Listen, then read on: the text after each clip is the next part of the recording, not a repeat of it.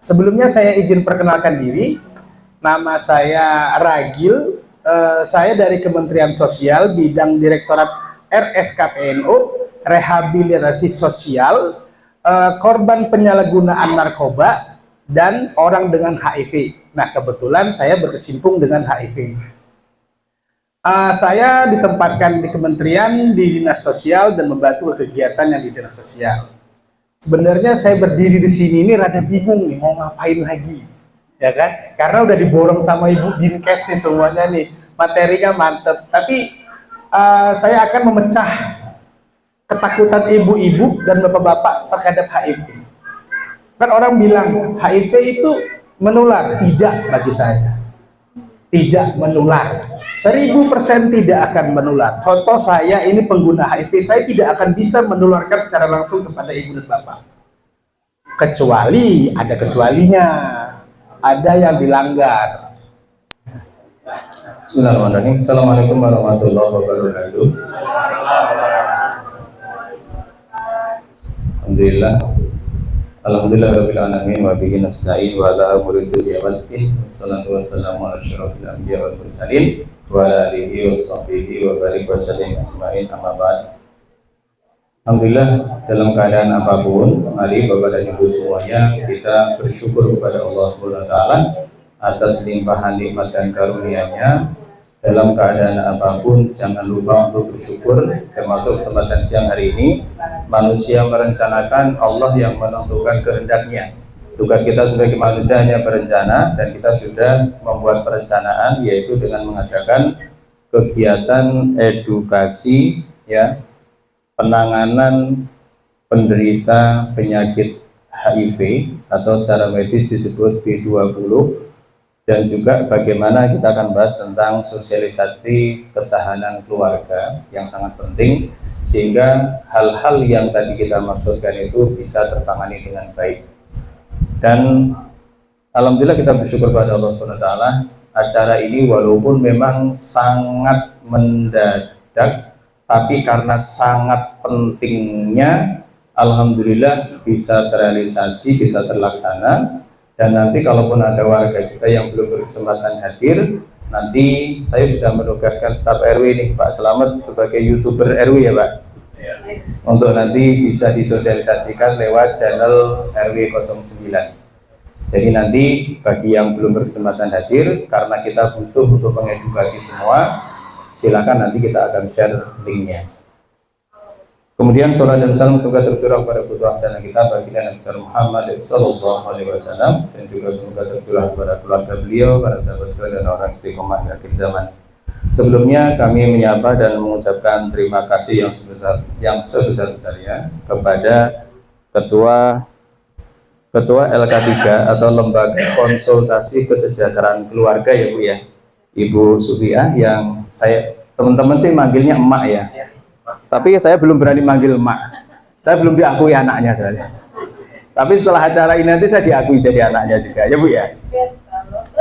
Ya Ibu Sufiah dan seluruh jajarannya. Sini ada, kemarin tuh baru rapat seharian udah langsung akrab semua ya Pak. Langsung kenal Pak Ragil, langsung kenal Pak Geri, langsung kenal Pak Zainal, Pak Helmi. Masya Allah, ini semuanya langsung akrab semua nih. Dan juga kepada ibu-ibu yang mendampingi, terima kasih semuanya atas kehadirannya. Kita sebenarnya nanti juga masih menunggu kehadiran dari Puskesmas Gandoang, Ibu Hajah Aik, beliau sebagai spesialis penanganan HIV. Jadi nanti beliau akan memberikan presentasi juga kepada kita dan edukasi. Tetapi karena beliau masih OTW Bu Sufiah, istilahnya OTW ya. OTW itu ojo takon wae, pokoknya nanti sampai gitu ya. Nanti sambil nunggu beliau datang, kita sesuai dengan agenda, memang akan ada 2 narasumber, yaitu dari Dinas Kesehatan dan juga dari Dinas Sosial. Karena dalam masalah ini nanti kita juga akan ditangani oleh 2 lintas sektor ini ya Bu ya, dari sektor kesehatan dan sektor sosial. Sebelumnya kami sekali lagi mengucapkan apresiasi dan terima kasih.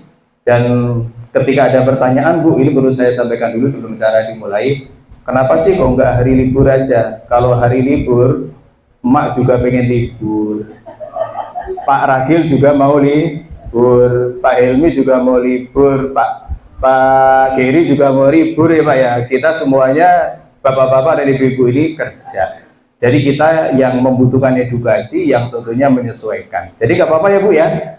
Kita hari Jumat, insya Allah Jumat yang berkah. Walaupun kita sedang ditimpa ya ujian ya untuk lingkungan kita, tapi satu hal yang harus kita pahami.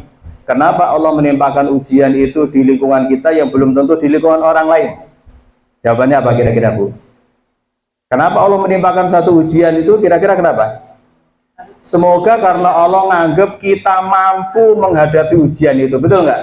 Amin. Berarti kita semoga insya Allah dianggap lingkungan dan warga yang kuat. Yang kita butuhkan sekarang adalah ikhtiarnya, yaitu edukasinya, supaya kita memahami bagaimana menyikapi kalau di tengah-tengah kita, lingkungan kita, ada memang warga yang kemudian terdiagnosa positif menderita HIV, termasuk juga bagaimana nanti terkait dengan ketahanan keluarga. Nanti mungkin lebih waktunya akan kita serahkan kepada Bu Sufia sebagai Ketua LK3 Kabupaten Bogor. Sekali lagi terima kasih kehadiran dari pengurus RT, pengurus RW, pengurus PKK RW, pengurus PKK RT, dan juga khususnya ibu-ibu warga yang punya kesadaran, yang punya keinginan untuk paham, walaupun bukan pengurus lingkungan, tapi mau hadir. Berikan aplaus dan tepuk tangan untuk ibu-ibu. Saya sangat mengapresiasi Bu, yang bukan pengurus lingkungan, tapi mau paham, mau tahu, dan mau edukasi. Terima kasih.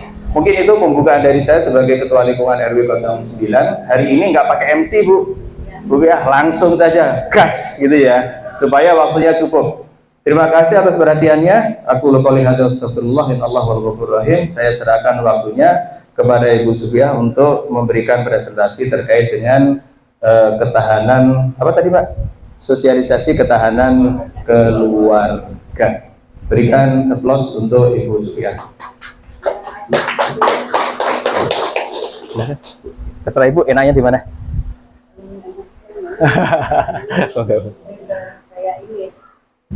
Bismillahirrahmanirrahim. Assalamualaikum warahmatullahi wabarakatuh. Waalaikumsalam. Oke, Bismillahirrahmanirrahim. Alhamdulillahirabbil alamin wa bihi nasta'in wa la umuri dunya waddin wa ala alihi wa sahbihi ajmain, amma ba'du. Yang saya hormati dan yang saya banggakan, Bapak RW, Ibu RT beserta jajaran dan pengurus DKM tentunya kalau di masjid ya. Juga yang saya banggakan ibu-ibu, ada, saya kangen pakai baju hijau ini. Pernah tahun kapan saya tuh jadi ibu PKK, jadi ibu apa PKK ya, PKK di tingkat desa. Saya juga ngalamin itu. Dan ibu-ibu sekalian dan bapak-bapak warga desa, maksudnya desa Situ Sari, bukan Situ Ilir ya. Kemarin saya dikritik Kang Giri, saya mengucapkan terima kasih, tapi desanya desa Situ Ilir di grup itu. Akhirnya, Mak, bukan desa Situ Ilir, Situ Udik gitu ya. Situ Sari gitu ya. Jadi karena terlalu banyak desa nih ya di kita itu, jadi mirip-mirip, saya salah sebut kemarin. Puji syukur kehadirat Allah Subhanahu wa Ta'ala, pada hari ini saya bisa dikumpulkan di sini. Semoga nanti kita dikumpulkan juga di akhirat ya. Ini tempat menjadi saksi di surganya Allah atas kebaikan Pak RW dan qadarullah. Hari ini kita bisa ngariung di sini gitu ya, ketemu dalam waktu yang tempo yang sesingkat-singkatnya.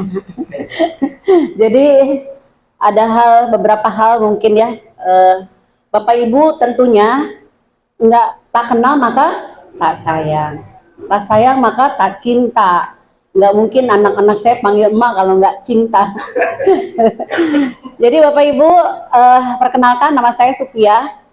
Tiap hari di Dinsos itu dipanggilnya emak gitu kan.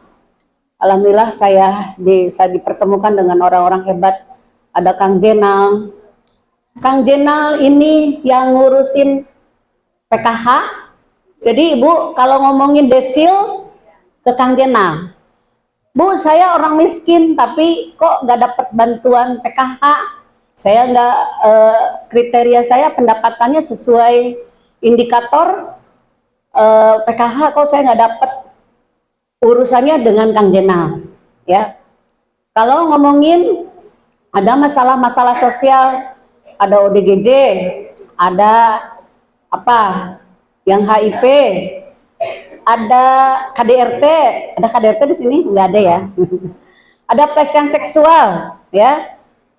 Di sini di tiap kecamatan ada yang namanya manajer sosial, adalah Kang Geri kalau di sini. Mana kenalan dulu dong, gini tangannya. Ini kalau Kang Jenal ngomongin bantuan PKH, program PKH itu Kang Jenal ya. Jadi kalau ngomongin program beliau untuk mengeksekusi program bansosnya, bisa ngobrol dengan beliau tentang desil, apa itu desil ya. Kemudian indikator yang dapat program PKH itu apa saja, itu ngobrol sama beliau. Lalu saya juga bawa tim, ada dengan Katim Bapak Helmi ya, kalau ngurusin pekerja migran bermasalah ke beliau, ngomongin HIV ke beliau, ngomongin gelandangan pengemis ke beliau ngodonginnya ya. Nah di sini banyak. Nah kemudian saya juga bawa Peksos, ada Mas Ragil, nanti Mas Ragil akan bercerita tentang HIV. Mas Ragil dadah dulu sama ibu-ibu. Ada Mas Hilman ya, ini Mas Hilman Peksos anak. Kalau ngomongin sidang anak berhadapan dengan hukum, Mas Hilman pakarnya. Ini saya bawa semua ke sini nih ya, spesial buat warga kampung apa nih ya, Situ Sari ya. Lalu saya juga ada psikolog Mbak Adel, terus ada Mbak Vio Peksos, Mbak Lulu Peksos. Nah ini tim saya muda-muda, cuma saya doang yang nenek-nenek, makanya dipanggil emak ya. Jadi ibu-ibu, saya mungkin tidak bercerita banyak berkaitan dengan HIV-nya, karena nanti yang ngomongin HIV penanganannya Mas Ragil kalau dari Dinsos. Jadi banyak sekali kejadian-kejadian yang memang kita temukan di masyarakat kita, terutama ketidakpahaman mengenai penanganan keluarga-keluarga seperti ini. Mungkin di antara Bapak Ibu belum ngerti juga tentang gejalanya, kemudian kita suka berpikir ya, oh dia kena B20 atau HIV, jangan deket-deket dia ya, atau bersentuhan dengan dia seperti itu ya. Itu mungkin nanti globalnya diterangin sama Mas Ragil, nularinnya kayak apa, jenisnya kayak apa, terus kita sebagai masyarakat kalau punya tetangga kayak gitu tuh ngapain ya gitu. Ibu-ibu, saya perlu sampaikan, Bapak Ibu di sini kalau punya masalah keluarga ya, tidak harus galau ya, tidak harus bingung, dan tidak harus bercerita di status ya. Mama kan gitu Pak, aku termasuk saya ya. Jadi kalau galau, kesel sama anak, sama suami, kesel sama mertua, kesel sama adik ipar, kesel sama anak, anaknya nggak mau beberes dan sebagainya, dinaikin di status. Jangan sampai. Sekarang kita punya yang namanya lembaga konsultasi kesejahteraan keluarga. Di dinas sosial ini adalah satu unit layanan yang diberikan oleh Kementerian Sosial yang ditempelin di Dinsos ya. Jadi lembaganya ada. Bu, gimana cara ngaksesnya ya? Gratis ya. Nanti kita share ke Pak RW nomor layanan kami. Takutnya warga Bapak RW ada yang mau curhat tapi nggak ngomong di sini, ngomongnya by WA atau Bu saya mau ke Cibinong, mangga ya, terbuka untuk Bapak Ibu dan layanannya gratis ya. Mau ngomongin apa aja, ngomongin pribadi ya, ngomongin cerita sekarang lagi fenomena Pak, Apa? gara-gara handphone istrinya selingkuh atau gara-gara handphone anaknya lupa belajar, anaknya mengabaikan orang tua, atau apapun masalah keluarga. Termasuk banyak sekali fenomena dari 2024 kemarin, angka tertinggi kasus kami pelecehan seksual anak yang dilakukan oleh siapa? Keluarga terdekat. Baik itu ayah ke anak, ayah kandung ya, ayah sambung ke anak sambungnya, atau kakek kepada cucu, atau tetangga terdekat kepada keluarga terdekat di sampingnya, ya. Tetangga kita, kadang-kadang kita sangat sukar membedakan itu, ya. Jadi Bapak Ibu harus waspada saat ini. Dulu ada cerita gini Pak RW, ngejagain anak perempuan lebih beresiko dibanding anak laki-laki. Oh, nggak bisa kalau sekarang, nggak bisa, ya. Terakhir saya tanganin anak kamu, kalau sekarang lagi fenomena apa di pondok pesantren, maaf ya, di lembaga pendidikan itu kami dapat laporan juga, dasarnya lagi tanganin juga yang di kegiatan kita juga ada, di minggu ini ada laporannya ke kami. Dan kemarin saya cerita ke Pak RW, anak-anak kami di sini sedang mendampingi kasus di satu wilayah yang pelakunya adalah marbot masjid. Ini anak usia masih kecil-kecil, ya. Jadi hati-hati, enggak hanya anak laki-laki, anak perempuan pun harus kita jaga, ya. Yang paling penting tahu konsultasinya harus ke siapa, tahu ngerujuknya harus ke siapa, menanganinya ke mana, ya. Jangan sampai salah tempat, ya. Jadi Bapak Ibu, nanti kalau untuk materi ketahanan keluarga saya share di grup, Bapak RW nanti bisa share. Untuk selanjutnya mah kita bercerita nanti tentang HIP fokusnya, ya. Ibu selamat datang, punten saya duluan. Ibu-ibu semua, saya percaya ibu-ibu punya ketahanan keluarga yang hebat. Kuncinya dalam keluarga, dalam rumah tangga adalah rumah tangga itu adalah ibadah terpanjang, ya, dalam hidup kita, ya. Ibu dan bapak ketika ikrar menikah berarti sudah harus menerima kekurangan bapak, si ibu harus menerima kekurangan suami, baik penghasilan, penampilan, apalagi Pak, fisik. Karena kalau udah nikah bapak juga harus menerima. Kalau udah nikah ibu-ibu berbeda. Dulu waktu pacaran nggak pakai daster, sekarang di rumah betahnya pakai daster. Itu harus nerima tuh, ya. Proses itu jadi sudah biasa, ya. Jadi lalu kemudian punya anak, ya, itu ada proses, ya. Bagaimana penerimaan diri kita, ya. Ibu-ibu, saya sampaikan sekali lagi, mungkin ini hanya pengantar dari kami.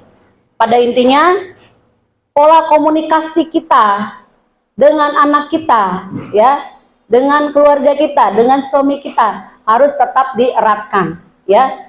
Komunikasi dengan anak kita, anak seusia belasan saat ini, ya. Ada satu kasus yang saya tangani, ibunya sekarang suka ada fenomena reuni, Pak.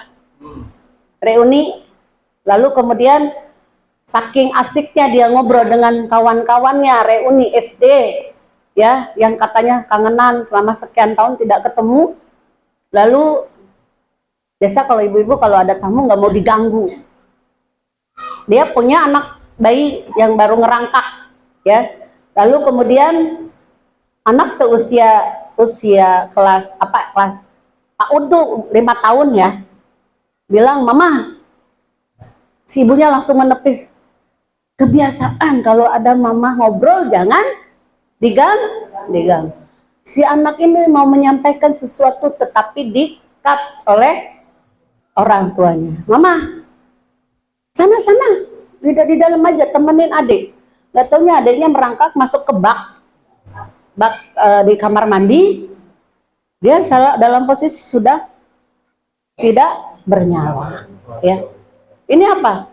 Kita sangat abai, suka pola komunikasi ini kadang-kadang suka kita anggap anak kita tuh anak kecil. Biasakan komunikasi itu dibangun, ya. Ketika anak kita bercerita, kasih kesempatan anak kita untuk bicara, ya. Jangan sampai menyesal. Oke, katanya sudah takdir gitu ya. Tapi ini ada ibrah di situ. Ada pelajaran berharga yang memang harus kita ambil, ya. Termasuk hari ini kita berkumpulnya di sini. Ini bukan satu kebetulan, ini adalah qadarullah. Oh, hari ini tanggal sekian, jam sekian, Mak Supia kudu datang ke masjid ini gitu, untuk cerita, ya, cerita tentang penanganan kami. Jadi Bapak Ibu semua, hari ini bersyukur Bapak RW care betul, ya, terhadap lingkungan. Jadi kemarin pada saat ketemu dengan ada case yang muncul di sini, ini jangan dijadikan satu rasa malu Pak RW, ya. Saya mengapresiasi setinggi-tingginya kepada Pak RW dan para masyarakat di sini untuk antisipasi, untuk ngasih tahu ke yang lain, ya, sampai akhirnya Bapak Ibu berkumpul di sini, ya. Jadi sekali lagi saya ucapkan terima kasih kepada Pak RW dan jajaran, Ibu RW, Bu RT, atur nuhun, dan kita sama-sama jaga apapun itu yang ada di lingkungan kita saat ini. Ini adalah tanggung jawab bersama. Bagaimana keluarga itu untuk tidak merasa dikucilkan, keluarga itu tidak merasa diabaikan. Bagaimana kita ciptakan masyarakat kita untuk mendukung kesembuhan saudara kita. Berpikirnya bagaimana kalau dia ada di posisi kita ini ada di posisi seperti dia, ya. Berpikirnya seperti itu. Bagaimana ngerasa, oh si ibu tertunya ngerasa apa? Oh saya dicuekin, ya, karena penyakit keluarga saya mungkin kayak gini, akhirnya diabaikan. Nah, bagaimana ibu-ibu memberikan support, ya, supaya keluarga ini cepat pulih, ya. Mungkin ini saja yang bisa saya sampaikan. Kalau materi-materi ketahanan keluarga nanti saya share ke Pak RW. Nanti ibu-ibu di rumah bisa baca-baca tautannya LK3. Nanti ada beberapa penanganan tentang pencegahan pelecehan seksual, bagaimana memperlakukan kita berlaku baik kepada orang tua dan sebagainya. Nanti saya share sama Mbak Lulu di grup Pak RT, diperbolehkan untuk nge-share, untuk mudah-mudahan ini jadi bacaan yang baik buat warga masyarakat desa Situ Sari. Terima kasih dan mohon maaf atas kekurangannya. Saya tutup dulu. Wabillahi taufiq wal hidayah. Wassalamualaikum warahmatullahi wabarakatuh.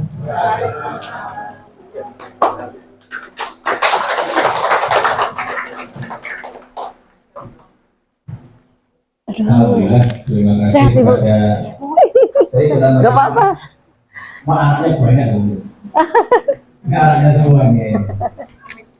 Terima kasih yang sudah memberikan program dulu. Walaupun tadi sebenarnya kalau untuk materi tentang ketahanan keluarga, nanti kita bisa sambil pelajari, sambil dibaca. Insya Allah nanti materinya bisa ya Bu ya. Nanti akan saya minta kepada para ketua RT dan juga ibu-ibu PKK untuk share ke warga masing-masing, sehingga insya Allah ini kan menjadi ilmu yang sangat bermanfaat bagi kita.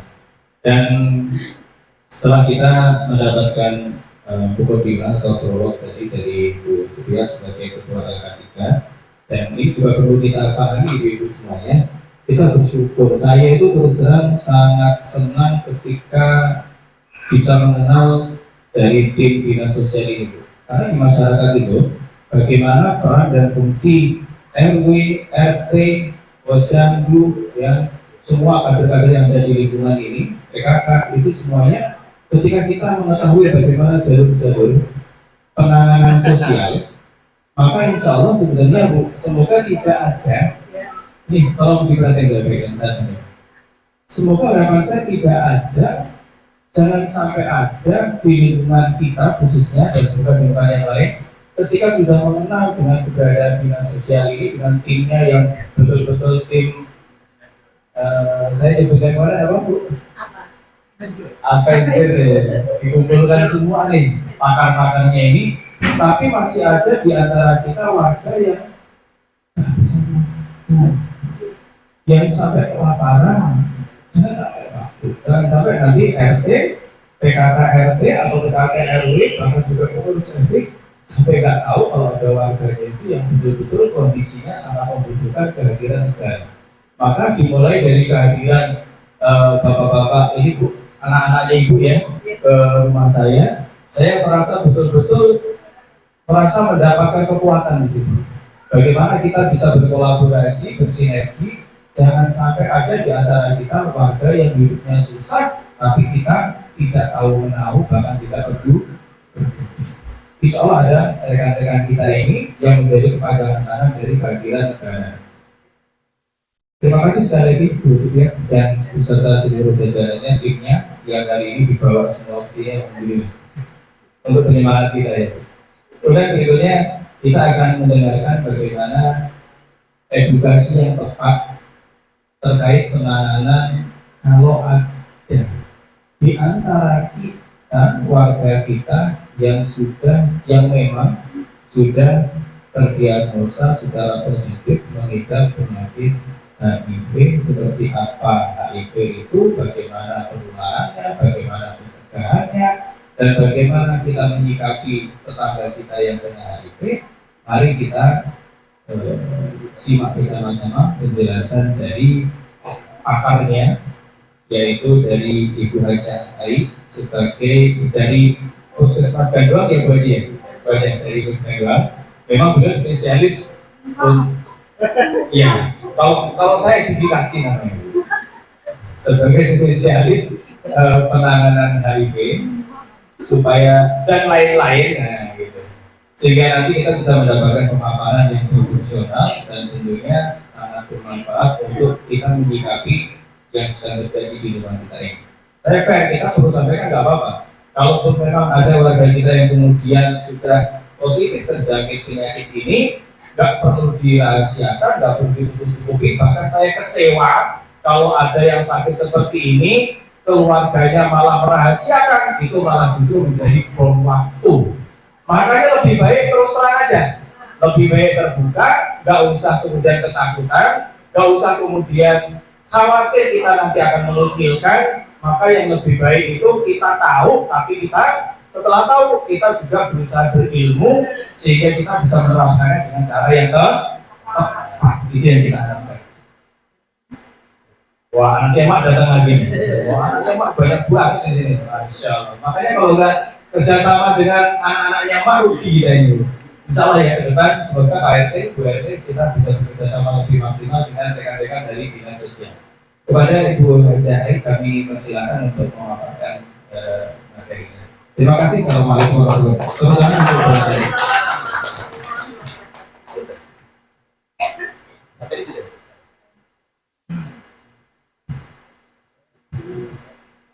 Bismillahirrahmanirrahim. Assalamualaikum warahmatullahi wabarakatuh. Waalaikumsalam warahmatullahi wabarakatuh. Oke, nih. Mohon izin Bapak dan Ibu, saya berdiri menyampaikan boleh? Ya. Ya mohon maaf. Yang terhormat Bapak RW, Ibu RT, tim dari Dinas Sosial serta TSK dan Ibu Bapak semua yang telah hadir pada acara ini. Terima kasih banyak Pak RW yang telah memfasilitasi kami serta meluangkan waktunya. Ya, mungkin pertama-tama saya kenalan dulu ya Bapak dan Ibu. Nama saya Aidianawati, saya perawat, saya dinasnya di Puskesmas Gandoang. Ya, saya diamanahi sama pimpinan megang program HIV. Ya, dari tahun 2019. Ya, sebelumnya saya tugasnya di RSUD Cibinong, mengajukan pindah ditempatkan di Puskesmas Gandoang. Ya, boleh mungkin saya bercerita dulu sedikit ya Ibu Bapak tentang program yang saya pegang sebelum nanti ke materi ya. Awal-awal saya pindah ke Puskesmas itu, pimpinan memanggil Bu Ai ya ke ruangan saya dulu. Kirain saya mau dikasih amplop ya Bapak dan Ibu. Udah seneng aja. Alhamdulillah gitu ya. Pas masuk ngobrol-ngobrol, Bu Ai kan orang Sunda ya, kampusnya itu. Wayah, nah Bu Ai itu megang program HIP. Waduh. Tapi nggak innalillahi kan? Enggak Bu, waktu itu saya nggak innalillahi, cuma saya, waduh, sambil ngelus dada ya. Sama pegang program Keswa. Dokter, nggak ada yang lain untuk saya gitu. Mungkin yang rada-rada ringan lah dok, gitu kan. Lah, kalau saya pindah dikasihnya ini sih dok, kalau boleh nawar gitu kan. Gimana gitu ya? Ya udahlah dok, saya terima aja. Nah, terkait dengan program HIP itu, Ibu, Bapak, ini kan program dari pusat, dari Kemenkes, ya.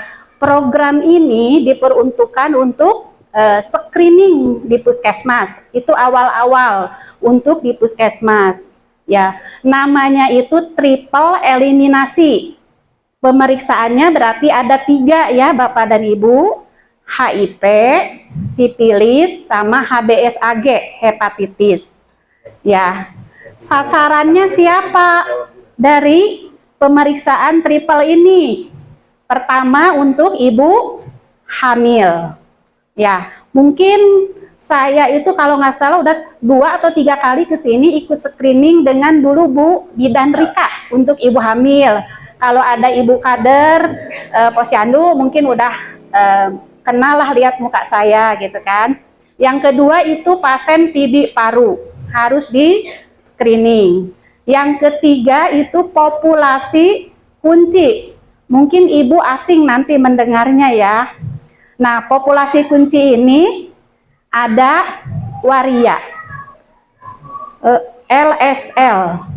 LSL itu bukan laki-laki suka laki-laki, salah Pak. Bapak nih sok pura-pura Bu, ini pura-pura kayaknya.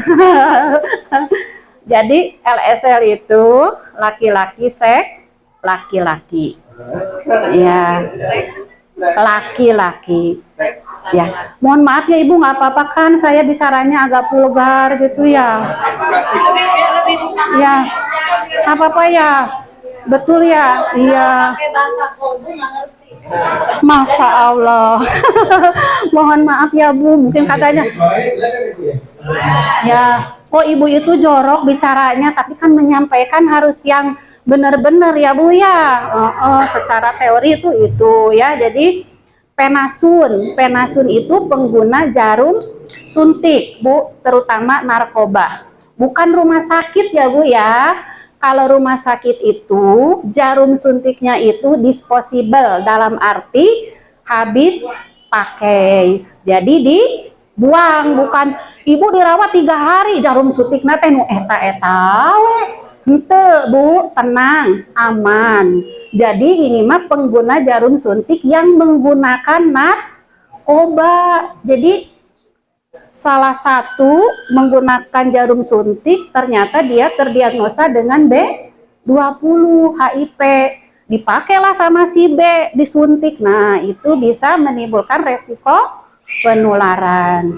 Ya, terus selanjutnya pekerja seks komersial. Nah, untuk saya screening ibu hamil bisa dilaksanakan di puskesmas, bisa saya turun ke posyandu atau kelas bumil. Ya, untuk screening TB paru itu dilaksanakannya di puskesmas pas jadwal poli. Ya, Untuk populasi kunci, saya bergerak dengan LSM, penggiat HIP. Jadi saya juga nggak bisa masuk langsung Ibu Bapak ya, soalnya orang dengan ini rata-rata mereka tertutup tidak mau. Belum apa-apa udah curiga, Ibu rek naon ka dieu? Can gena naon gitunya, geus ditanya rek naon ka dieu gitu kan. Nah, supaya kita bisa masuk, jadi saya bergeraknya dengan LSM ya. Dan kami pun dengan LSM sudah ada MOU-nya Bu dengan Dinas Kesehatan. Jadi diketahui sama Dinas Kesehatan. Jadi kita nggak sembarangan jalan juga gitu ya. Nah, mungkin terkait program untuk HIP ya Bu, cukup segitu dulu. Kita lanjutkan ke materinya ya dengan HIP. Insya Allah di sini Bapak dan Ibu ya udah lebih pintar, udah tahu tentang penyakit ini ya. Saya Ibu bukan pakarnya, saya bukan dokter, apa yang tadi disampaikan Pak RW gitu ya. Jadi kurang tepat saya kalau dibilang pakar gitu ya Bu ya. Cuma mungkin saya ada sedikit kali ya ilmunya gitu kan, bekalnya gitu, nggak tahu seujung kuku, nggak tahu segimana gitu ya. Kita sharing aja ya Bapak dan Ibu ya. Nah, HIP itu apa coba Bapak dan Ibu? Ada yang tahu tentang HIP apa? HIP itu kepanjangannya Human Immunodeficiency Virus. Jadi virus yang menyerang kekebalan tubuh kita. Ya, masuknya kemana Ibu?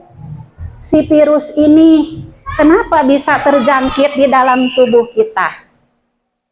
Ke sel darah putih.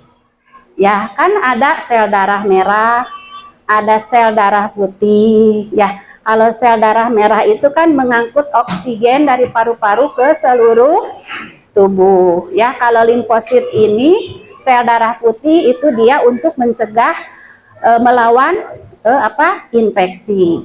Jadi kalau masuk ke sel darah putih, otomatis kekebalan tubuh kita akan apa Bu? Akan menurun, betul Bapak, akan menurun ya. Itu dilanjut. Lanjut lagi. Nah, di sini ada epidemi HIP di Indonesia. Ya, bercerita sedikit untuk Provinsi Jawa Barat. Sekarang itu Bogor ranking kedua Ibu. Bogor. Ya, ranking kedua. Ranking 2 Ibu. Ya, ranking pertama awalnya Kota Bandung, sekarang bergeser ke Bekasi. Bekasi dan Bogor itu berseberangan. Ya, itu. Lanjut aja. Nah. Jadi tadi HIP itu apa Ibu?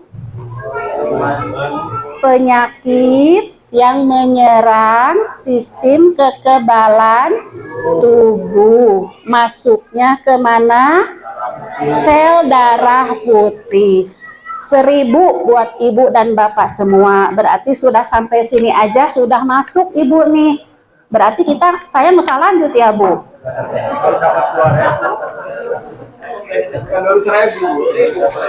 Berarti ini udah nggak salah lanjut ini udah pada pintar-pintar ya.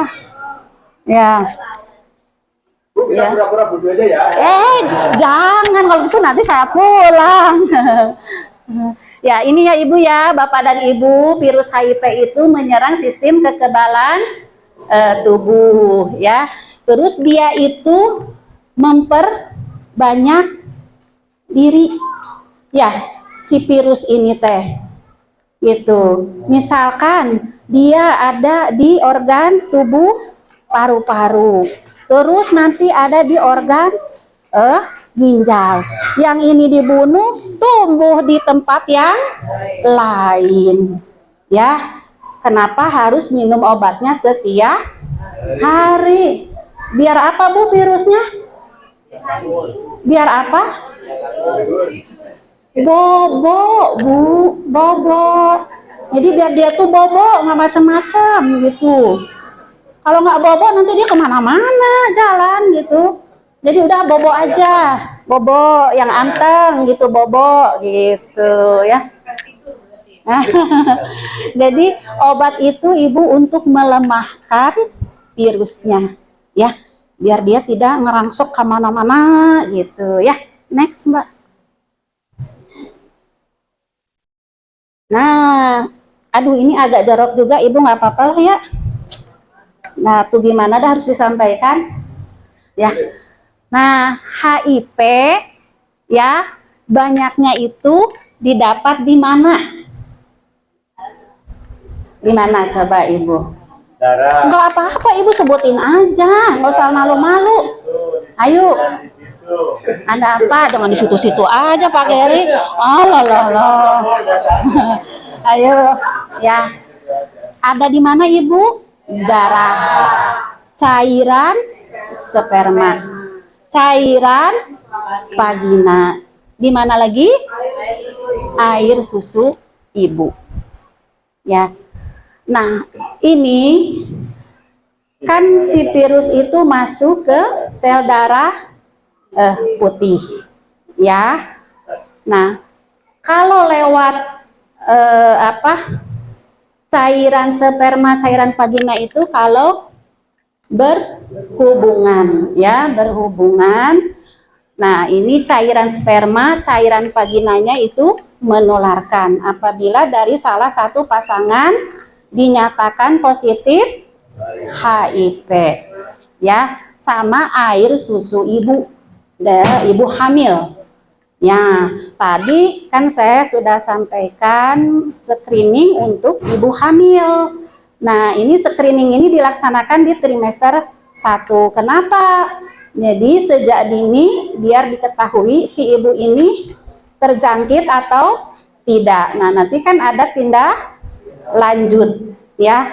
Karena si ibu hamil ini pastikan selama kehamilan itu bayi akan menerima makanannya dari plasenta.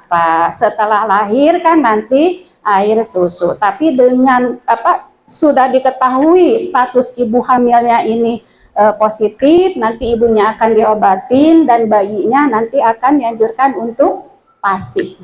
Ya. Gitu. Next.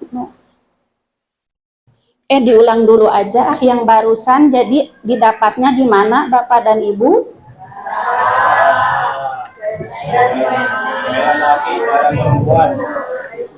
Nah, tambah lagi jadi 3.000. Ya, betul. Nah, ini apa nih perbedaan antara HIV dan AIDS? Ayo. Ayo. Tahu nggak, Bu? Dilanjut. Tadi HIV apa, Bu? Betul. Kalau AIDS itu apa? Apa, Bu? Ayo lanjut, Ibu. Nah, dari HIV ini, Bu, kalau tidak ditangani dengan baik, kelanjutannya akan menjadi AIDS. Ya, jadi AIDS ini sekumpulan penyakit. Ya, karena kekebalan tubuhnya sudah melemah, sudah menurun, ya, tidak ditangani dengan baik, maka akan apa, Bu? Jadi penyakit AIDS. Ya, jadi ini kelanjutannya. Next. Yuk, next lagi.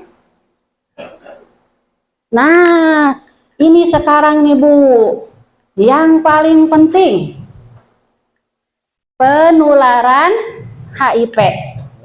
Nah, yuk, melalui apa Bapak dan Ibu? Penularannya melalui apa? Melalui apa tadi? Melalui hubungan seksual yang beresiko, ya. Ada penggunaan jarum suntik, transfusi darah dari ibu ke bayi.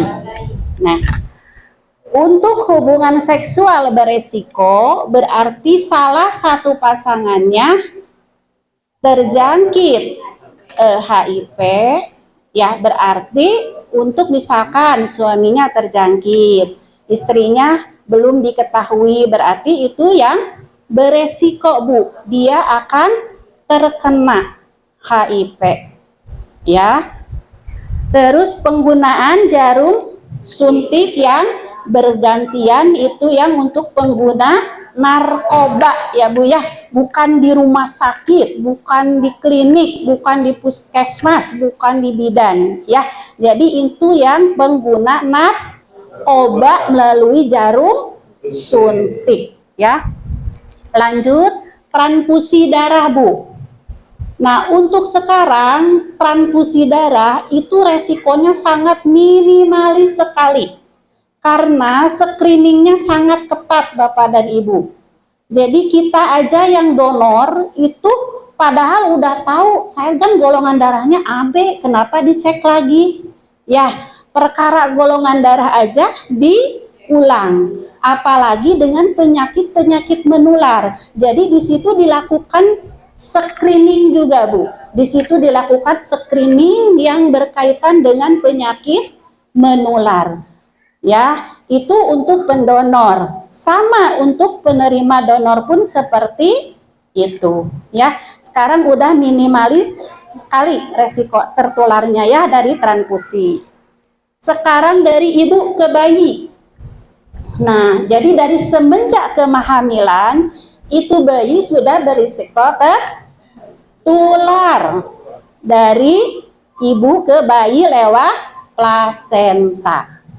Ya, setelah lahir pun kalau memang ibu belum tahu, belum pernah diperiksa, ternyata hasil pemeriksaan ibunya itu setelah melahirkan positif, ini pun bisa dari air susu ibu menularkan, ya. Yuk, mangga Bapak dan Ibu kita ulangi lagi. Jadi HIV itu ditularkan melalui apa? Hubungan seksual.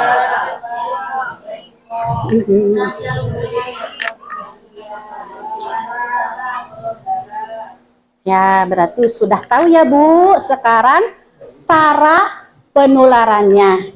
Jadi tidak sembarangan, Bu. Enggak seperti pasien TB paru, TBC. Itu penularannya lebih tinggi, lebih beresiko. Ya, misalkan saya kena TBC. Saya nggak pakai masker, batuk we sembarangan. Wah, ini bahaya nih ibu-ibu yang bapak-bapak ada di sini. Bisa kena tertular, ya kan dari droplet, dari udara. Nah, kalau HIV ini nggak ada dari udara, nggak ada. Gitu, ya. Jadi udah jelas ya penularannya lewat apa, ya. Nah, sekarang lanjut ke HIV tidak menular melalui apa nih di sini? Ayo Ibu dan Bapak. Bersalaman. Berarti saya bersalaman dengan Ibu menular tidak? Lanjut. Makan bersama. Ya, penggunaan alat makan bersama. Saya makan nasi bareng sama Ibu. Pakai tangan, menular tidak? Ya, terus alat makan saya dipakai si ibu, menular tidak? Lanjut.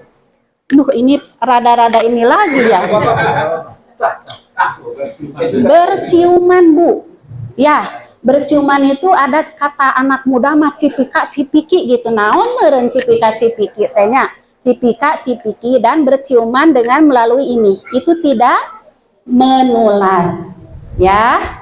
Lanjut, gigitan nyamuk. Ya. misalkan kita teh lagi di sini aja di masjid ini ada nyamuk, ternyata misalkan saya teh positif dan nggak tahu di sini kalau saya positif, ya nyamuknya teh ngegigit ke si bapak. Nah itu tidak menularkan walaupun sudah menggigit saya ya terinfeksi HIV ya, terus ke si bapak itu tidak menularkan ya. Terus berenang bersama Bu ya, misalkan ibu tuh berenang, nah satu kolam renang kan kita juga nggak tahu si A si B nya itu ada penyakit apa ya, itu tidak menularkan. Penggunaan toilet bersama ya, itu juga tidak menularkan ya, tidak menularkan.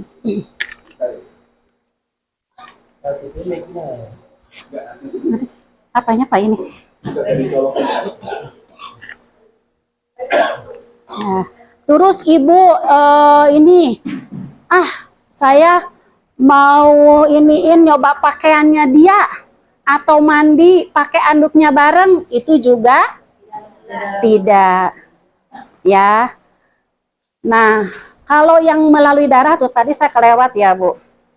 Misalkan ya si A itu misalkan lagi di jalan nih kecelakaan, pas ibu lewat, wah dia berdarah-darah nih Bu ya, berdarah-darah ya. Kita nggak tahu nih si itu teh ternyata terjangkit gitu ya. Lah kita tuh nggak tega Bu ngelihatnya, lah kita tolongin.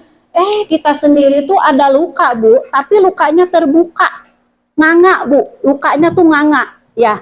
Darahnya dia yang positif netes ke luka kita, itu juga bisa terinfeksi, tapi sedikit 0,001 ya. Jadi yang paling tinggi 99,9% itu dari hubungan seksual yang memang salah satunya dinyatakan positif ya. Diulangi lagi, yang tidak menularkan itu seperti apa? Ayo Bapak dan Ibu lanjut ya. Tuh saur si Bapak teh cipika-cipiki cenah Ibu gitu. Bapak mah emotna karena cipika-cipiki nawenya nu sanes mah henteu si jana ieu mohon uyosnya Pak tenan naon mohon pados emot Pak gitu. Nah, tadi kan sudah Ibu dijelaskan ya, HIV itu ditularkan melalui apa, HIV itu tidak menular melalui apa. Kira-kira kalau ada di lingkungan kita, ya, kalau ada di lingkungan kita yang reaktif, apa itu kita dikucilkan atau kita ngariung bareng-bareng bersama? Coba menurut Bapak dan Ibu gimana? Setelah tahu nih cara penularannya lewat apa? Ibu dapat 1000 sekarang, 1000%. Gitu ya. Jadi nah, untuk menangkis stigma negatif di masyarakat terhadap pasien dengan HIV ya, jadi kita sebutnya sekarang ODA aja ya Bu, orang dengan HIV, nggak usah itu ya, ODA aja gitu ya, ODA ya, ODIP punten ya, ODIP ya, ODIP ya.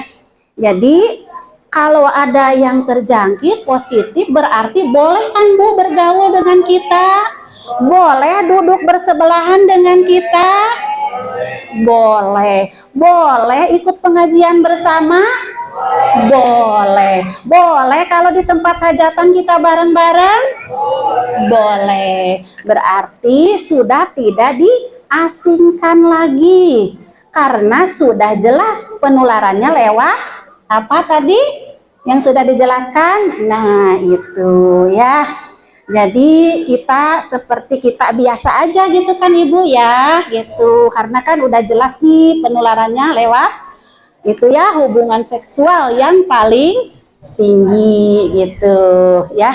Jadi nggak apa-apa ibu kalau misalkan mau kita berkomunikasi, bersosialisasi, nggak apa-apa, nggak usah diasingkan ya. Setelah kita tahu cara penularannya gitu ya. Lanjut. Nah, bagaimana HIV bisa dicegah? Ya, di sini ada A, B, C, dan E. Ya, tidak melakukan hubungan seksual yang beresiko. Yang beresiko itu apa, Ibu? Yang tadi ya, yang kalau pasangannya misalkan terdiagnosa HIV, berarti harus pakai alat bantu ya, namanya kondom.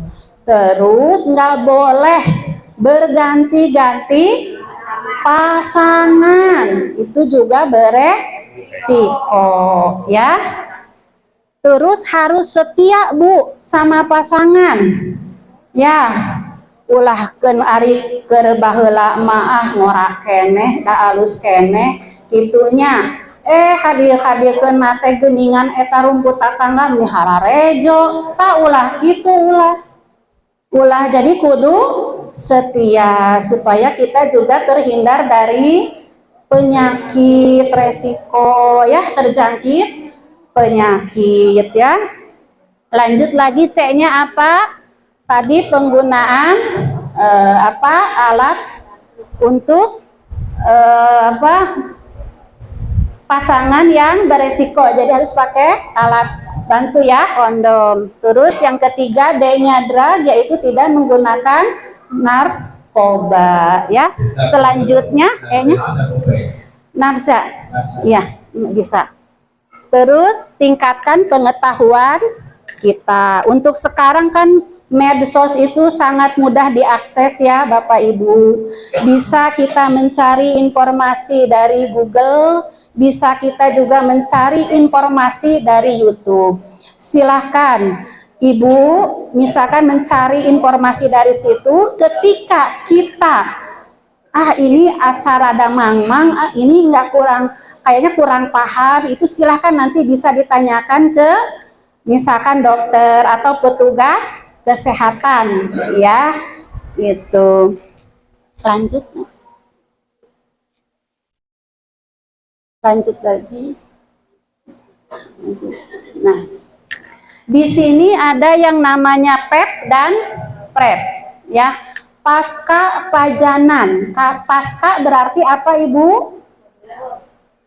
Pasca ya, sesudah ya. Tapi dia mengetahui nih Bu, kalau memang dia telah terpapar dengan orang yang positif. Nah, di sini ada obat pencegahannya. Nanti akan diberikan nih obat pencegahannya, ya.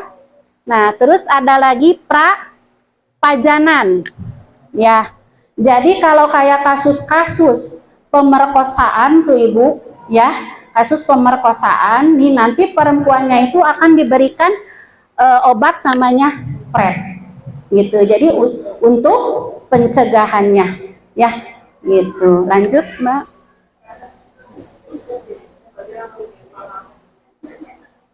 Lanjut lagi.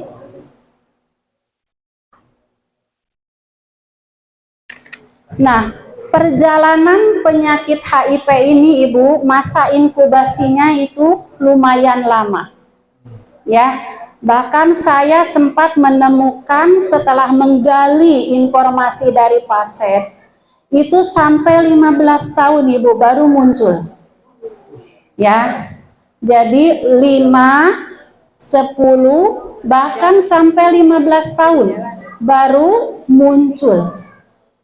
Ya, tapi kalau misalkan kita mengetahui ini setelah terpapar, ya, selama 3 bulan itu tubuh kita sudah terinfeksi, tapi tidak menimbulkan gejala, ya, tidak menimbulkan keluhan. Nggak kayak kita, kemarin saya habis makan rujak kepedesan, besoknya saya diare. Nah, Untuk HIV tidak seperti itu Bapak dan Ibu. Ya, baru nanti kemudian 5 tahun kemudian itu akan muncul seperti demam 2 minggu yang tidak turun-turun walaupun dikasih obat. Ya, diare sama sudah dikasih obat juga kenapa nggak reda-reda, terus-terusan. Terus sariawan di mulut itu penuh sariawannya. Ya, berat badan turun drastis. Ya, itu akan muncul 5 tahun kemudian. Ya, jadi sangat lama Bu ini. Ya, 10 tahun bahkan sampai ada yang muncul 15 tahun itu ya. Untuk HIV ini ya. Jadi si virus itu kalau 3 bulan itu sudah terinfeksi tubuh kita udah terpapar gitu ya, cuma tidak timbul gejala aja dan keluhan gitu ya. Tapi kalau sudah diketahui sudah positif itu harus pengobatan Bu, namanya ARV, antiretroviral ya. Nah obat itu harus diminum seumur hidup. Ya, kenapa harus diminum seumur hidup? Jadi belum ada obat yang bisa menyembuhkan HIV. Ya, gitu. Jadi diminumnya itu seumur hidup untuk melemahkan, meninakbobokan virusnya. Ya, ini kan juga tantangan Bu. Jangankan minum obat seumur hidup. Ibu sakit demam aja suruh minum antibiotik 3 hari, minum obat gitu kan. Nah ini sampai ke seumur hidup ya gitu. Jadi intinya Ibu dari materi yang disampaikan, pertama HIV itu apa ya, penularannya lewat apa, tidak menularkan lewat apa, bagaimana orang yang terdiagnosa HIV hidup di lingkungan kita. Ya, itu intinya mungkin yang dari saya sampaikan. Ya.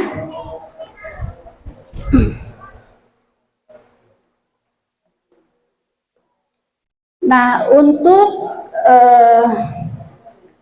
selanjutnya, karena saya juga dari awal sudah saya sampaikan saya bukan pakarnya Bu ya, cuman sedikit mungkin saya juga ada ilmunya gitu, kita sharing aja.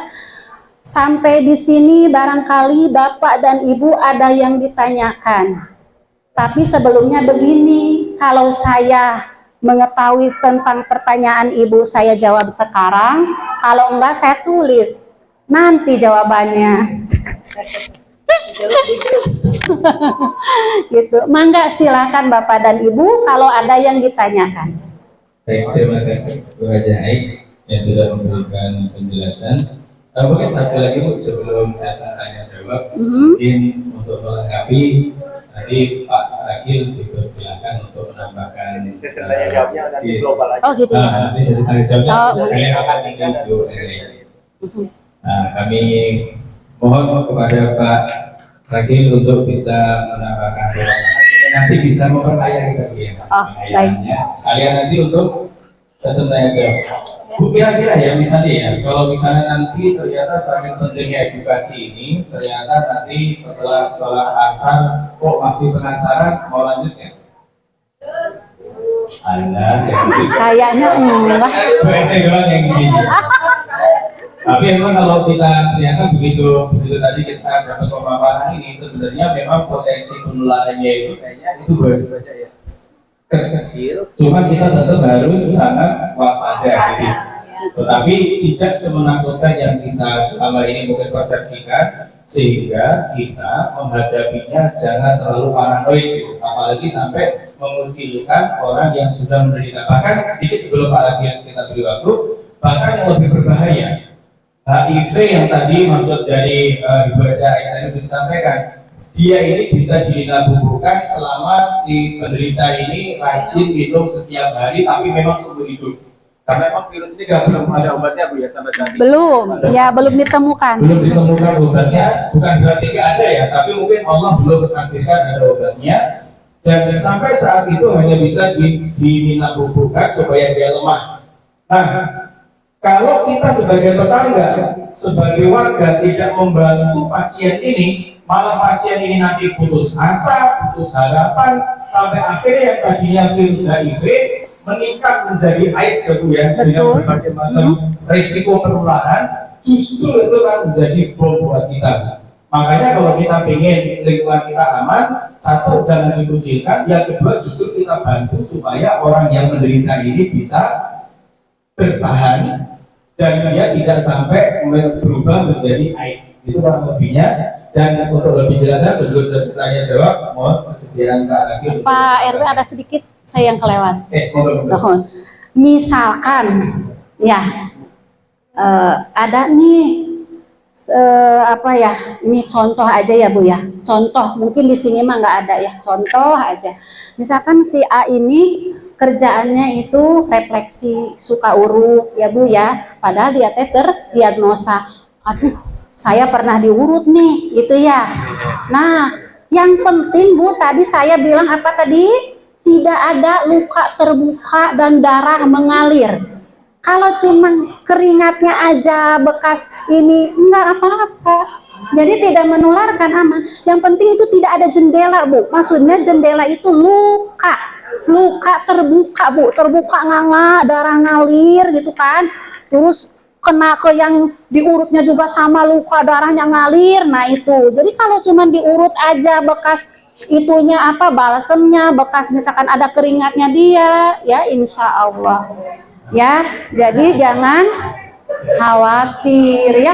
Soalnya tadi udah jelas yang disampaikan cara penularannya itu lewat yang tadi ya, ada 4 itu. Udah itu aja patokannya ya. Mungkin Bapak dan Ibu ya, cukup sekian dari saya, lebih dan kurangnya mohon dimaafkan. Wabillahi taufiq wal hidayah. Wassalamualaikum warahmatullahi taala wabarakatuh. Waalaikumsalam. Sami-sami. Ilmunya semoga menjadi ilmu amal jariah ya Bu ya. Amin, amin. Silakan kepada Bapak Hakim.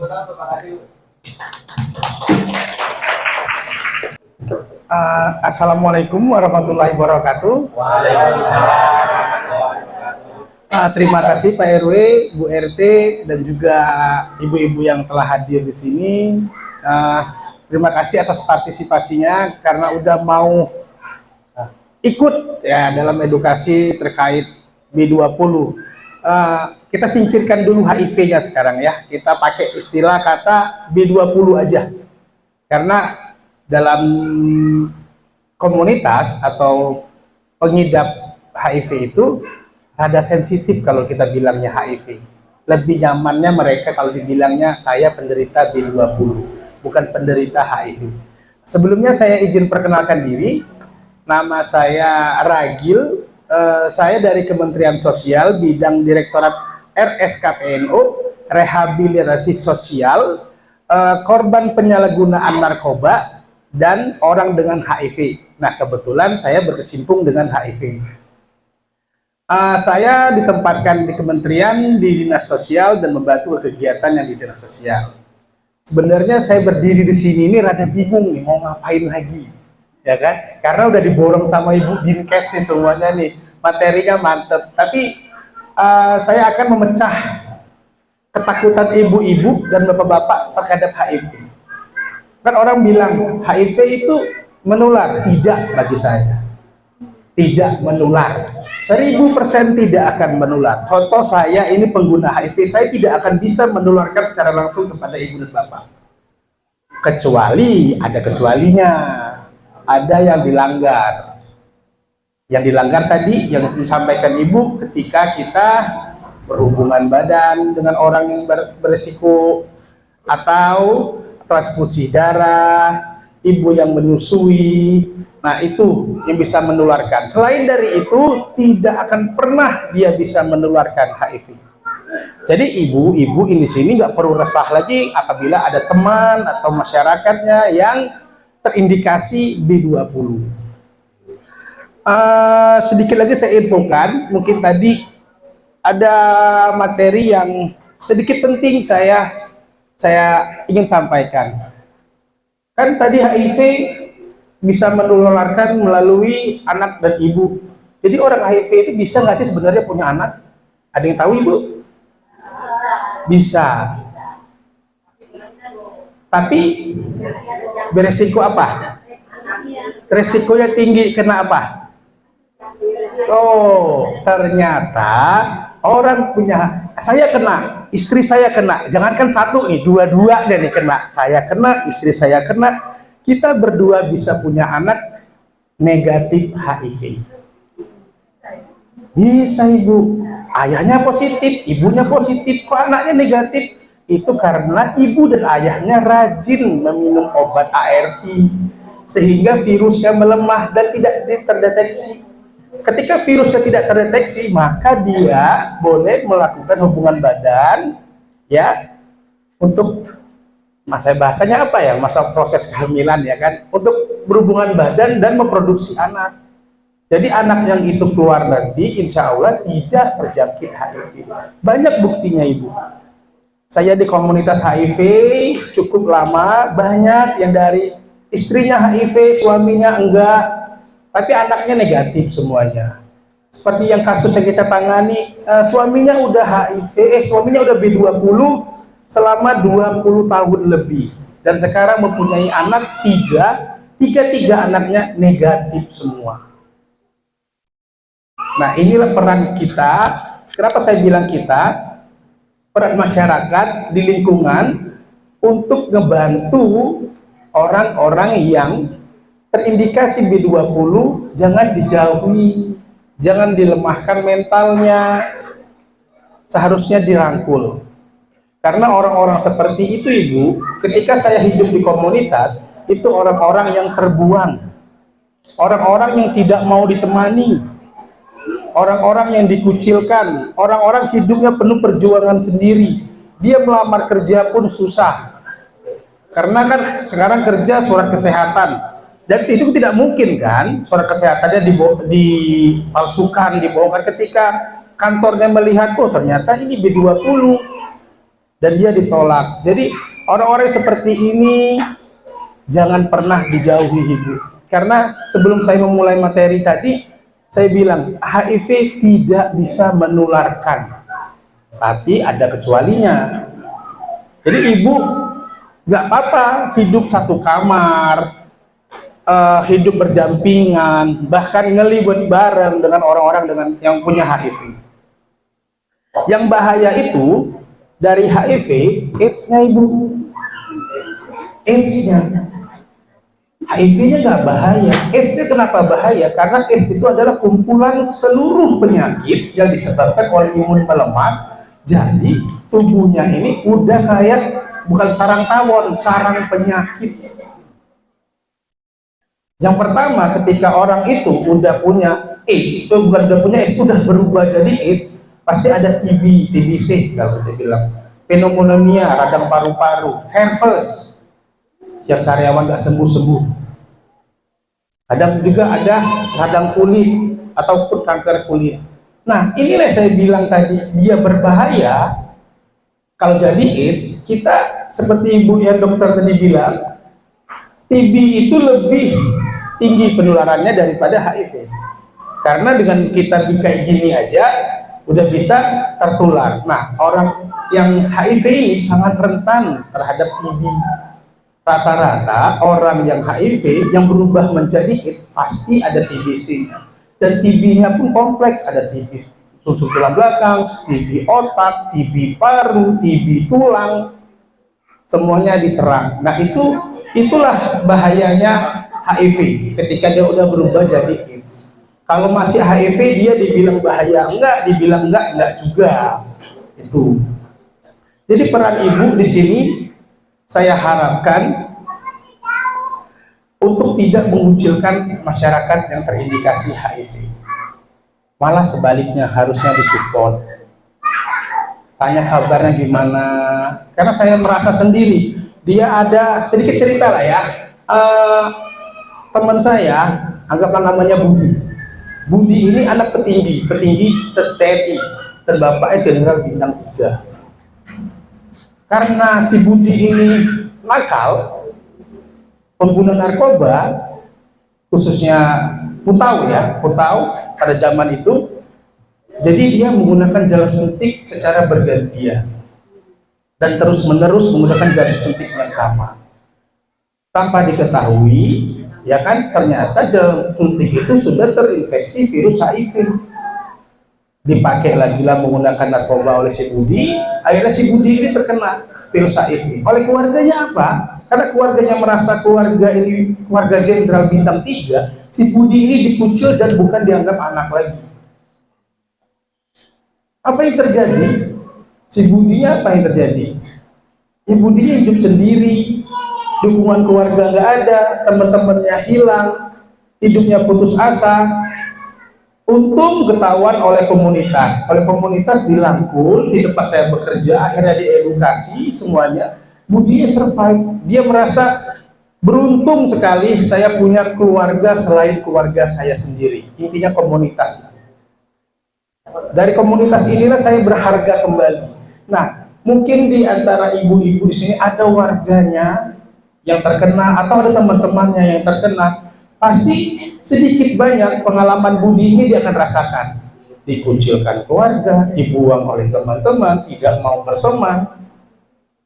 Bisa nggak ibu ini menjadi salah satu bagian komunitas? Nah, walaupun ibu-ibu bukan komunitasnya, keluarga baru bagi penderita HIV dan AIDS. Ketika orang yang punya HIV atau B20 tadi memiliki support system, bahasanya support system, orang yang mendukung dia itu merasa hidupnya berguna lagi, Bu. Berguna lagi, dan dia nggak merasa sendirian lagi, walaupun cuma sapa salam ya, apa kabar, gimana kabarnya, nggak perlu yang gimana-gimana. Karena orangnya seperti itu pasti akan dikucilkan, Ibu. Contoh, ibu-ibu sekarang nih ya, saya nggak tahu namanya, mungkin jumlahnya hampir 20. Salah satu aja, ibu tahu, teman ibu sendiri yang memiliki HIV, apa reaksi pertama ibu pada teman-teman ibu? Jujur, kalau sebelum ini kita sampaikan. Shock, kaget, takut, pasti dijauhi. Kalau shock, kaget, takut aja nggak apa-apa, ya kan? Tapi dijauhinya ini yang bakal jadi masalah untuk si penderita. Dia udah ketiban tangga, hilang pula keluarga. Di sini ya Ibu, peran kita, kenapa saya hadirkan sih? Sebenarnya saya pengen bawa materi tapi takut ketabrak, materinya sama, ya kan? Ternyata saya lihat materi Ibu udah benar, ternyata materinya sama. Materinya sama, saya ingin membawa peran masyarakat aja. Apa sih yang harus dilakukan masyarakat terhadap para penderita ini? Yang pertama, no diskriminatif. Gak boleh diskriminatif, gak boleh kasih pelakuan atau labeling atau judgement. Jangan nih, itu orangnya HIV. Jangan, Bu. Jangankan HIV, ya kan? Jangan deket-deket sama ibu itu, apalagi batuk. Itu aja gak enak kita dengernya. Padahal batuk doang. Kayak gitu kan, Bu ya. Terus jaga privasi dia. Masyarakat nggak boleh nyebarin. Di tetangga saya tuh ada tuh si Anu namanya HIV. Jangan seperti itu, Ibu. Jaga privasi dia. Yang pertama tadi nggak boleh diskriminatif. Yang kedua jaga privasi. Yang ketiga beri dukungan. Anaknya diberi dukungan, jangan sampai terjadi yang seperti yang sering saya alami, anaknya nggak ditemenin. Anak saya nggak boleh temenan sama anak itu karena apa? Takut nanti. Padahal saya bilang HIV tidak menular. Pertanyaannya, kalau itu sampai menular, ngapain aja kamu? Nah, itu pertanyaannya. Jadi Bu, kalau ada masyarakat yang pertama dilarang diskriminatif, kita nggak boleh ngejudgment dia, nggak boleh ngejauhin dia. Yang kedua, ya nggak boleh juga disebarin, karena itu sangat privasi. Negara aja, negara nih konteksnya dalam pekerjaan saya, ketika saya melaporkan orang ini HIV, mukanya harus di-blur. Saya melapor ke negara, mukanya aja harus di-blur. Apalagi kita nyebarin identitasnya, salah fatal. Itu konteks pelaporan saya, kerja saya, Bu, ya. Negara aja sampai nggak usah saya tahu deh, cukup kamu aja yang tahu. Yang ketiga, beri dukungan. Karena orang-orang seperti itu sangat perlu dukungan. Ketika dia hilang arah, hilang asa, dia nggak mau lagi minum obat atau obatnya diabaikan, terapi ARV-nya, itu akan jadi bom waktu untuk warga sekitar. HIV-nya naik ke AIDS. Ketika jadi AIDS, siap-siaplah ibu-ibu pakai masker terus setiap hari, pakai APD kayak orang COVID. Iya ibu, saya bercanda, tidak.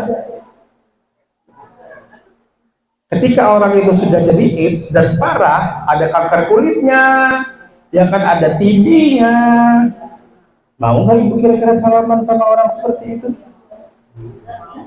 Jangan salaman, deket aja takut kan Bu. Gak usah AIDS deh, saya ada TBC, mau deket nggak sama saya? Gak usah AIDS, TBC, saya TBC aja, saya TBC, saya penderita TB paru, mau nggak ibu ngobrol deket dengan saya, atau saya habis salaman dengan saya? Nah, ini peran kita ibu, mengasih support system kepada orang warga sini yang mungkin ada, ya kan, untuk jangan dikucilkan, jangan didiskriminasi, keluarganya tetap seperti biasa aja, seperti ibu tadi, ya biasa aja kalau udah tahu. Nah, itu yang hal sewajarnya dilakukan oleh warga sini. Ibu ya, jadi sekarang kalau orang nanya HIV nular nggak? Tidak, kecuali ada tadi ya, air susu ibu, berhubungan seksual, terus satu lagi jarum suntik. Jarum suntik ini bukan narkoba aja ya Bapak Ibu. Jarum suntik pembuat tato bukan profesional. Jarum suntik ada ibaratnya tato-tato pinggir jalan. Nah, kan dia jarumnya itu aja, dan dia nggak tahu yang ditato ini orangnya bersih atau tidak. Itu bahayanya jarum suntik, bisa menularkan. Ibu ya, mungkin dari saya tidak terlalu banyak ibu. Siapa tahu mungkin ibu mau bertanya untuk saya masih ada keresahan nih. Silakan ibu bertanya. Kalau bisa saya jawab, saya akan jawab. Kalau tidak bisa saya jawab, mungkin nanti ibu diri yang bisa jawab. Silakan ibu kalau ada mau bertanya. Silakan mau bertanya. Ada yang mau bertanya, silakan ibu.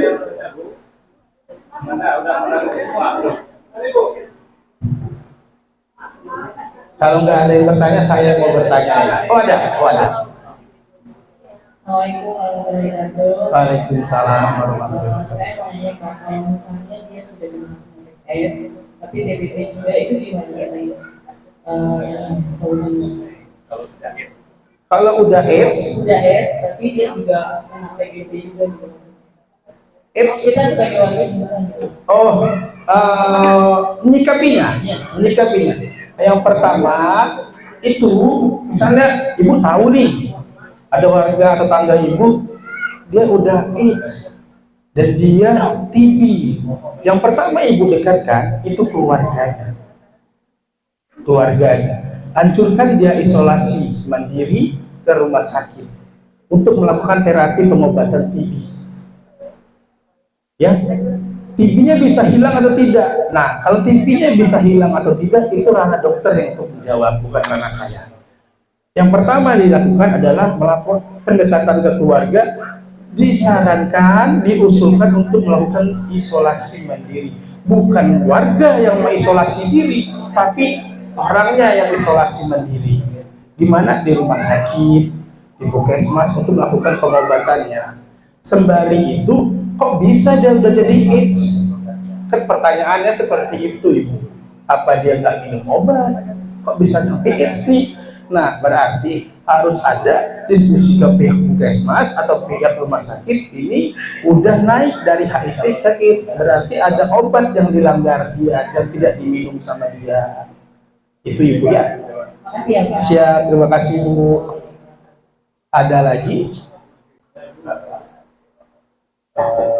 Ada yang sangat mengganjal sih Pak. Oke, siap, siap. Saya mewakili ibu-ibu ya, ada yang sangat mengganjal buat saya sih.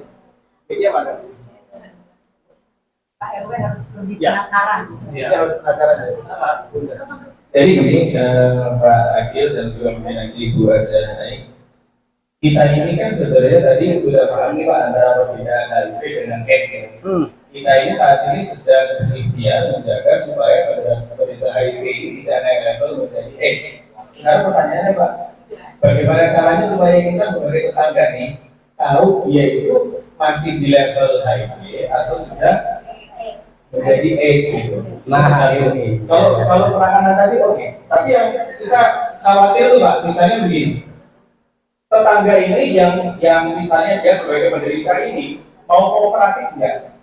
Mau nggak dia menjalani pengobatannya dengan baik? Itu pun kan kita juga sebagai tetangga tentu tidak tahu nih Pak. Atau bagaimana caranya supaya mungkin keluarganya, mungkin ada informasi kepada RT setempatnya misalnya bahwa saya pastikan bahwa misalnya keluarga saya yang kena HIV ini dia akan disiplin minum. Supaya ini kan untuk keamanan semua Pak, untuk keluarga, untuk dia, keluarganya maupun kami sebagai tetangga kan gitu ya. Jangan sampai kita nggak tahu Pak, kalau ternyata dia karena bandel, kita sudah berbaik hati mau terima, tidak mengucilkan, tetapi si pasien ini bandel, nggak mau minum obatnya secara rutin, akhirnya membahayakan dia, keluarga dan lingkungan. Nah itu sih Pak sebenarnya yang paling mengganjal dari kami. Oke, siap. Yang pertama pertanyaan, Ibu mau jawab yang pertanyaan pertama? Yang terlihat ketika dari HIV menaik ke AIDS? Boleh? Boleh? Nanti saya jawab yang kedua. Mohon izin saya untuk menjawab ya. Tadi gimana kalau memang sudah menderita AIDS ya, terus ada penyakit TB juga ya. Kalau perbedaan dari gejala, tanda dan gejala dari HIV dan AIDS itu kita bisa membedakan ya. Kalau untuk HIV itu tanda dan gejalanya yang tadi saya sampaikan, ada demam 2 minggu yang terus menerus, ada sariawan, ada sariawan, turusan demam dan diare. Nah kalau dia sudah lanjut ke AIDS, ya utamanya itu nanti kelihatan dari kulit. Kulit itu kalau sariawan memang baru jari rajin melihatnya kelihatan banget. Budukan. Bahasa agamanya budukan gitu ya. Macet aja ya. Nanti bukan sama si ini ya. Jadi Bu, ininya tuh kulitnya tuh udah kelihatan kayak kanker kulit, burik, parudung. Dari kita kan kalau melihatnya juga Dari tahu nggak? itu nah itu dari kulit. Terus akan nampak juga sariawannya itu lumayan parah. Nah, dari berat badan dia akan turun sangat drastis, berjamnya, mohonnya itu. Yang berat badannya itu akan kelihatan sangat turun drastis. Itu. Terus kalau sudah ke AIDS, itu paru-parunya biasanya sudah kena, ya. Apa kayak gimana kalau orang dari saya lihat ada mungkin yang lebih kelihatan itu dari kulit ya, dari kulit itu biasanya itu kalau yang udah AIDS selalu timbul keluhan gitu ya. Nah, gimana nih caranya supaya si penderita ini benar-benar ya. Jadi awalnya gini Ibu, ketika si A ini sudah diketahui dia terjangkit positif HIV, kalau misalkan punten berobat di RSUD, ini contoh ya, contoh. Nah, di situ itu kan ada poli khusus Bu untuk menangani HIV dan AIDS serta sifilis, ya, penyakit infeksi menular seksual. Nah, itu ada poli khususnya. Di situ ada dokter, dan dokter pun akan didampingi dengan LSM, penggiat HIV. Ya. Di situ nanti dokter akan mengedukasi, dan LSM pun nanti akan melakukan pendekatan terhadap pasien dan keluarganya. Nanti akan diedukasi kalau sudah tertangkap dan positif dan harus memang melakukan pengobatan, harus minum obat, gitu ya. Nanti itu di situ yang akan lebih dekat menggali edukasi segala macam untuk PMO obat. Nanti yang akan berperan itu LSM. LSM itu dia nggak sembarangan masuk ke rumah sakit ya Ibu, ke puskesmas saja, itu dia harus membuat MOU. Nah, sama dengan rumah sakit pun seperti itu, gitu ya. Jadi untuk membantu pengobatan si pasien agar tidak lolos, agar tidak kabur, agar dia rutin minum obat. Nah, yang kedua, keluarga terdekat.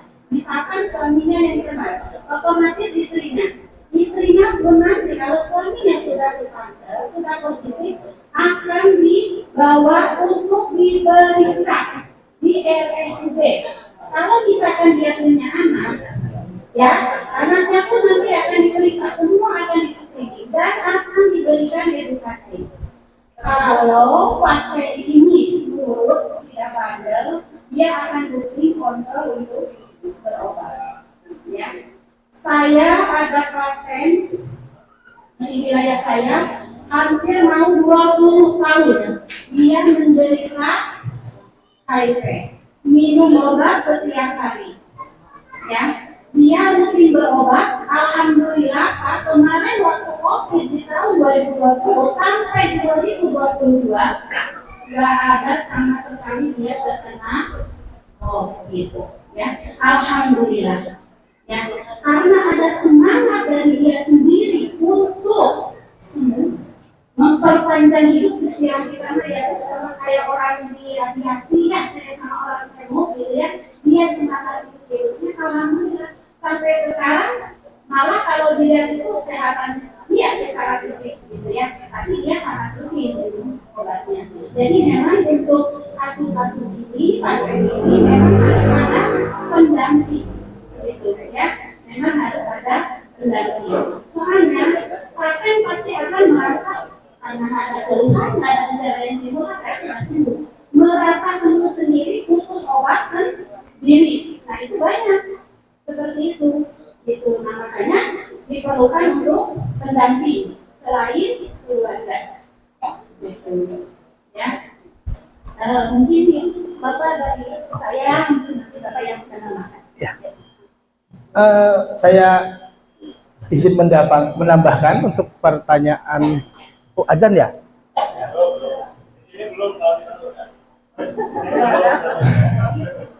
Iya ya, jaminan dapat banget.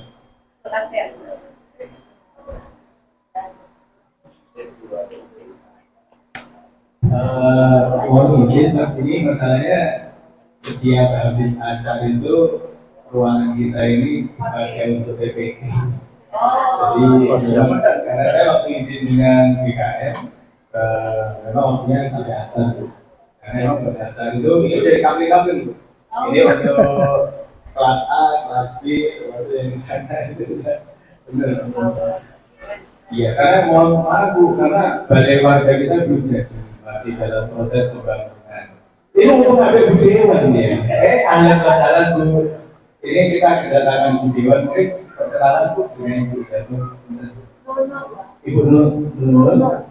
Kebetulan Komisi 4 Pak, masalah ini ya. Sosial, Kesehatan, Masalah sosial dan kesehatan. Ini karena bertepatan banget Bu, yang pas asal ya. Iya, ini Komisi 4 lagi ya, kita beri dulu Pak. Oke, siap. Harus mengumandangkan adat. Adat itu harus diumandangkan karena tidak bisa ditunda. Mungkin sementara Bapak dan Ibu semuanya terima kasih atas kehadirannya karena memang sesuai dengan kesepakatan waktunya juga. Kalaupun mungkin tadi Pak Hakim bisa disampaikan mungkin Pak lewat juga teman. Ya, karena waktunya memang juga sudah sesuai kesepakatan, kita sudah selesai. Insya Allah nanti informasi lebih lanjut akan kami sampaikan lewat jalur komunikasi via media sosial WA ya, nanti akan kami sampaikan. Sekali lagi terima kasih atas kehadiran semuanya, para pengurus lingkungan dan warga RW 09. Dan terima kasih kepada para narasumber, kepada Pak Hakim, kepada Syai, kepada mak kita. Kemudian alhamdulillah ada tamu Ibu Haji, terima kasih. Tapi mohon maaf Ibu ya, karena memang beliau hadirnya pas minute ya Bu ya. Iya, nengok konstituennya ya Bu ya. Kebetulan beliau ada di Bapi kita dan di komisinya pas ya Bu ya, masalah sosial dan kesehatan. Alhamdulillah Pak Syukur lagi ya Bu ya. Mau tengokin ibu.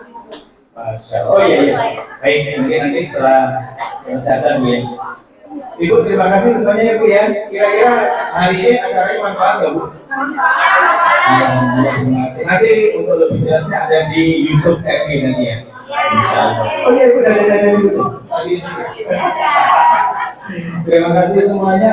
Lagi Siap. Waktunya.